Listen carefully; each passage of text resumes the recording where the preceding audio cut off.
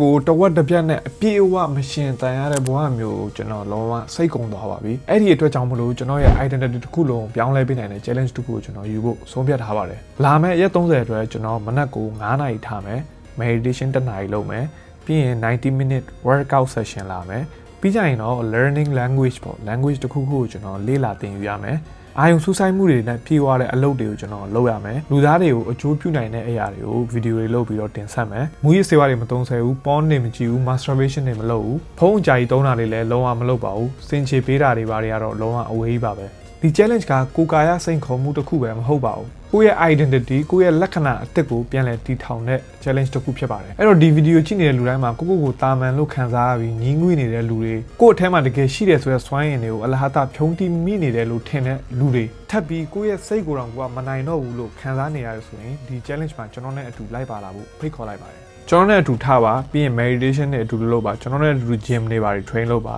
ကျွန်တော်နဲ့အတူ learning တွေလုပ်ပါကျွန်တော်ကဒီထဲမှာအားလုံးကို open ပေးထားပါတယ် challenge ကို join နေတယ်ဆိုရင်တော့ comment မှာ rebirth 30 လို့ရေးခဲ့ပေးပါကျွန်တော်ကအဲ့ထဲမှာ serious အဖြစ်ဆုံးတယောက်ကိုကျွန်တော်နဲ့အတူတူဒီ challenge ကိုခေါ်သွားမှာပဲဖြစ်ပါတယ်အားလုံးကျေးဇူးတင်ပါတယ်